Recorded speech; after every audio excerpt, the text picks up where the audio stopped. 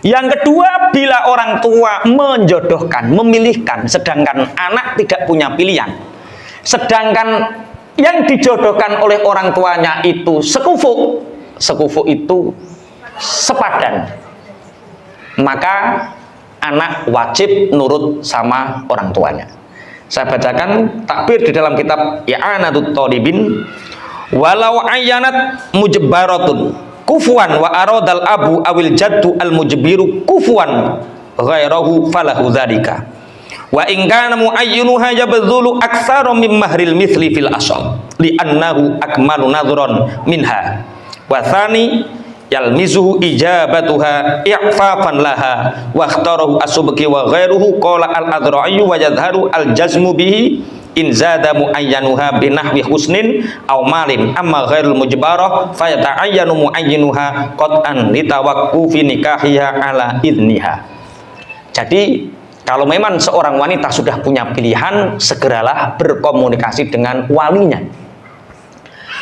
Kemudian wali akan mempelajari, karena wali itu lebih pengalaman.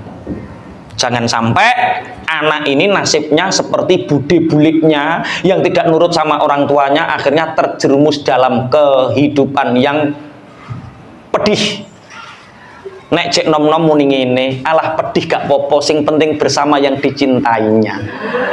Wi nek cek nom, nek wis duwe anak loro rekoso. Makanya ketika orang tua sudah memilihkan, yakini itu adalah yang terbaik, karena jodoh itu pilihane dhewe, pilihane wong tua, pilihane kanca iku sebenarnya padha wae. Sing penting qawam. Sing penting carilah laki-laki. Sampean cara memilih jodoh itu gimana toh sebenarnya? Sing sampean pilih apanya? Gantengnya. Kemudian hartanya, terus wah banyak ini. Begini, orang yang pinter ngaji, bahkan lulusan luar negeri sekalipun, itu tidak menjamin dia itu punya tanggung jawab terhadap istrinya. Lah, terus kita bisa menilai dari mana kalau yang pinter ngaji saja tidak punya jaminan?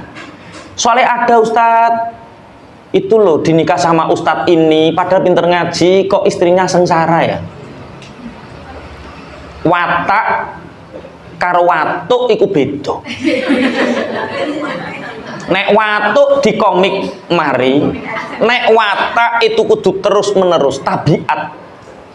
Anda bisa mempelajari satu, ilmu agama pasti. Yang kedua, cara bersikap itu kita bisa nilai dari ketika dia safar. Safar itu apa? Ketika bepergian. Watak asli seseorang itu akan muncul ketika dia bepergian. Rekreasi bareng, rong dino sampai telung dino, watake metu kabeh, sing medhit ketok medhite, sing rewel ketok rewele, sing koproh ketok koproe ketika safar. Bagaimana cara mengetahuinya? Tanyakan teman-temannya. Bocah kuwi nek safar piye, nek lunga piye? Walah wi. Nek adus pendak suro cah kuwi. Wes ketok kabeh. Kemudian nilai dia dari bagaimana cara dia bergaul dengan ibunya, dengan bibiknya, dengan adiknya, dengan keponakannya. Cara dia bergaul dengan itu, maka itu sama dia akan bergaul dengan istrinya. Wong karo ibu gak perhatian dengan istrinya, jangan harapkan perhatian. Dengan adiknya gak perhatian, dengan bibinya gak perhatian, jangan harapkan perhatian sama istri. Jadi ada 3 poin itu. 1, ilmu. 2, bagaimana saat dia safar. 3, bagaimana dia dengan keluarganya. Keluarga sampean dijak dolan kok selunta-seluntu, ya wis sampean sok ben duwe keluarga ya selunta-seluntu. Keluarga kok akrab karo bude, akrab karo dulur, piye bro wae wis kuwi. Plek sama. Bisa dipahami ya? Assalamualaikum waalaikumsalam. Ustadz, untuk membangun ekonomi yang grow up, naik, kita dianjurkan untuk hidup simplicity, bersedekah, saving, dan investasi. Wah, hafal tenan deh. Namun, bagaimana jika kita sudah hidup simplicity, menerapkan simplicity dan sebagainya, namun dana darurat iku habis di kebutuhan seperti akomodasi BBM yang sekarang harganya lagi up. Lu ngomong neng di kok sampai bensin entek. Pripun Ustadz, mohon solusinya. Syukron. Jadi begini, cara seperti ini adalah cara pokok yang paling penting seperti ini. Allah berfirman di dalam Al-Quran yang pertama adalah Iqra, bacalah. Nun wal qalami wama yasturun, catatan. Wal yaktub bainakum katibum bil adl. Kalau transaksi hutang belanja catat. Kalau nikah catat. Jangan mau dinikahi orang yang tidak mau dicatat. Al-Quran yang berfirman, Allah yang berfirman, Al-Quran menjelaskan hidup itu by data. Nun wal qalami wama yasturun. Nun demi kolam, demi catatan. Wal yaktub bainakum katibum bil adl. Ini untuk apa tak? Agar hidup kita itu teratur. Jelas kebutuhan kita itu sekian, yang bisa kita keluarkan itu sekian. Ini ukuran boros dan tidaknya kita. Lah nek duit piro-piro entek, duit piro-piro entek, iku sing salah dudu catetane. Awake dhewe. Dikei 3 juta entek. Neng yo dinggo gak neng yo golek neh. Piye Bu? Ya ora apa-apa Pak, entek ya digolek neh, eneng ya dinggo. Orang-orang seperti itu tidak akan pernah bisa grow up. Sabar untuk menahan segala keinginan dulu, sabar. Pingin glowing, sabar. Pingin tuku tas yang regane 1.500.000, sabar. Pingin tuku jam yang regane 3 juta, sabar. Tinggal menunggu waktu, nggak lama kok, nggak lama. Sampai menerapkan ini 7 tahun nggak sampai sudah kaya kok. Wes paham ya? Bagaimana cara menyikapi membimbing anak yang sudah balik tapi belum bisa tamyiz? Iki lanang atau wedok? Anaknya maksudnya dua-duanya perempuan. Kalau anak perempuan itu aduh lebih sering dengan ibunya. Nanti wataknya ya juga sering seperti ibunya. Kalau watak ibunya yang nggak baik ya titipkan kepada bunyai yang wataknya baik. Biar dia cepat tamyiz mandiri. Kalau balik, kalau anaknya laki-laki mulai kelas 5 MI, mulai kelas 5 SD, kalau anak laki-laki sering suruh ikut bapaknya. Bekerja ikut bapak sana. Bapakmu ngopi melu bapakmu kono, ben ngerti bapak ben ngerti aktivitas bapak bapakku ki mek apa to terae. Biar anak bangga dengan bapaknya karena anak itu fotokopi bapak ibunya. Bocah kelas 5 SD, bocah lanang cek melo ibu nanti ketika sekolah SMP dia dibully, ketika di pesantren dia dibully. Perkara apa watake kaya ibu gampang merengguk, mutungan. Watake wong wedok kan salah sithik, enggak sayang sama aku. Dibully karo kanca-kancane, kurang keren. Makanya nek anake kelas 5 SD, kelas 5 MI, nek lanang kon melok bapake terus. Ben gak kaya duwe watak wedok, ben gagah, ben hebat. Itu untuk cepet tamyiz seperti itu. Anak saya kelas 6 SD itu masuk rumah sakit. Kelas 6 SD masuk rumah sakit. Kenapa? Menendang kaca kantor sekolah. Lah kok mbok saduki yen ngopo to le? Pertama, ketika saya mendengar ditelepon sama kepala sekolahnya, Pak Kiai, anak jenengan sakniki teng rumah sakit. Loh, lah ono apa? Tukaran karo koncone. Saya pesan sama Unya, 1, jangan marah. 2, kita harus tahu sebabnya apa. 3, kita respect atau tidak lihat kondisi. Jangan mengambil keputusan saat darurat. Nggih, Bi. Bareng teko rumah sakit, tak tilii di situ ada ustadzahnya, ada ibu gurunya, ada kepala sekolahnya. Kok iso ngene iki piye le? Anakku tak takoki dhisik. Lah ya to Bi, aku main sepak bola Bi. Aku njukuk bal, terus giliranku nyaduk, nek ngger aku ambil ancang-ancang disaduk bocah kuwi. Aku njukuk neh, tak toto disaduk bocah kuwi. Tak hitungnya ping telu, nek ping telu tak jotos. Ping telu disaduk dengan duit tak jotos bi bocah. Belayu mlebu kantor guru tak tendang. Kenek kocone bi pecah terus sikilku kena beling jahitane 7. Tanya, piye bingung ki? Cocok. Tapi kena no bocah, aja kena no kocone. Ngene iki ngijoli 3 juta. Kepala sekolahnya juga memang kebenarannya seperti itu. Orang tuanya anak yang dipukul sama anak saya datang.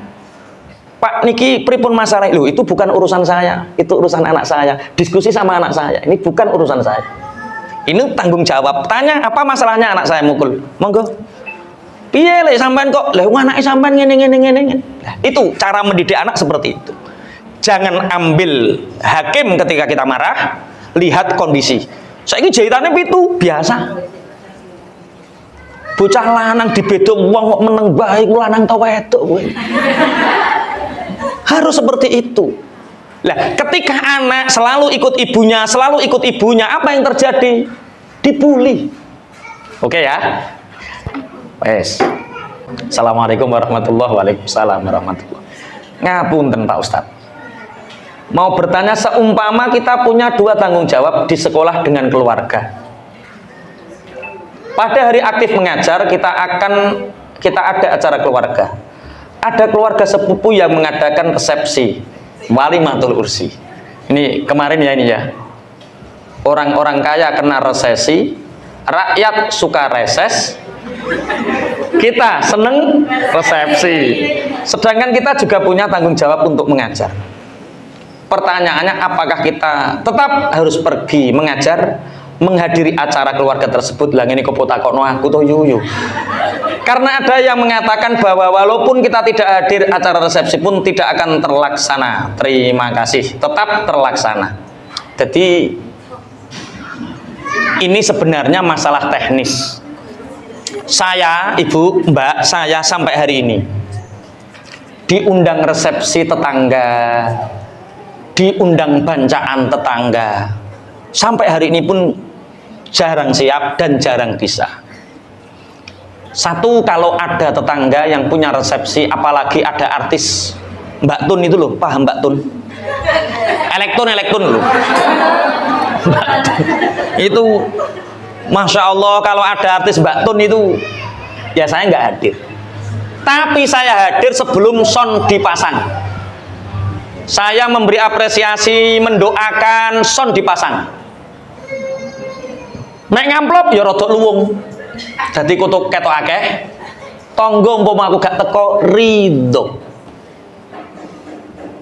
Tetangga kanan kiri saya itu nggak pernah ikut bancaan karena aktivitas saya ngajar ngaji dulu. Pernah tak rapatkan setiap saya ketemu tetangga, ojo undang aku bancaan soalnya bar maghrib aku ngulang ngaji, bar ngisa aku ngulang ngaji. Iki nek aku nuruti bancaan terus ora kok berulang ngaji. Tapi satu, bagaimana agar tetangga itu ridho? Bentahun yo tak kei duit wayah kol bapak, tak kei duit wayah riyo tak kei duit, tak kei klambi. Ridho gampang kok asline. Sampean nggak menghadiri resepsi nggak apa-apa, tapi beri apresiasi sebelum atau setelahnya. Oh yo amplopnya diakai yo itu urusannya sampean. Umpama gak diakai pun saya yakin tetangga itu kalau kita hadir itu seneng, kita ikut mendoakan itu seneng. Itu teknis ya. Sebelumnya saya ucapkan terima kasih untuk kesempatan yang diberikan untuk bertanya. Menurut Islam, menerima pemberian dari seseorang itu diperbolehkan, ya namanya hibah. Namun bagaimana dengan sebuah lembaga yang tidak membolehkan menerima pemberian dan dari walmur itu wali murid, dengan alasan kesenjangan dengan yang lain, terus boleh menerima pemberian tersebut dengan cara dimasukkan koperasi dan menebusnya dengan 1/4 harga asli, yang nantinya uang tersebut akan dikembalikan kepada teman-teman yang lain. Apakah peraturan seperti itu dibolehkan? Ini saya nggak tahu.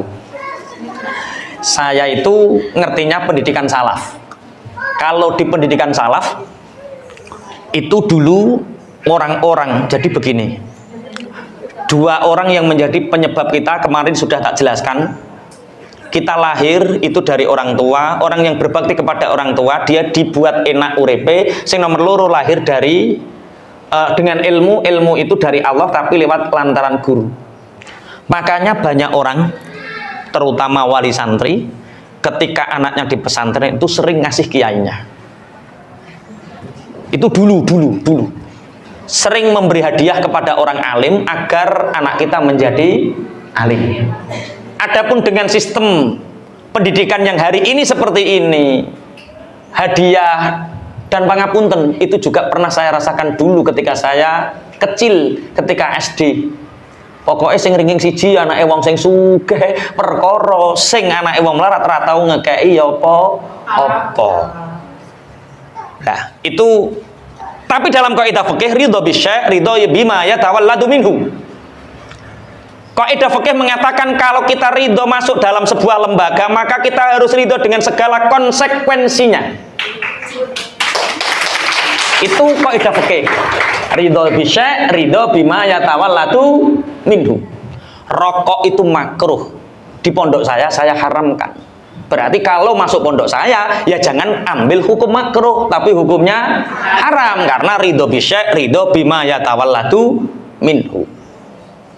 Di pondok saya makannya misalkan 2 kali, berarti yo jangan 3 kali. Walaupun di rumah 3 kali. Ridho bisyai', ridho bima yatawalladu minhu. Kalau kamu ridho masuk ke lembaga, masuk ke sebuah negara, maka ridho dengan segala konsekuensi peraturan yang ada di situ. Itu jawabannya.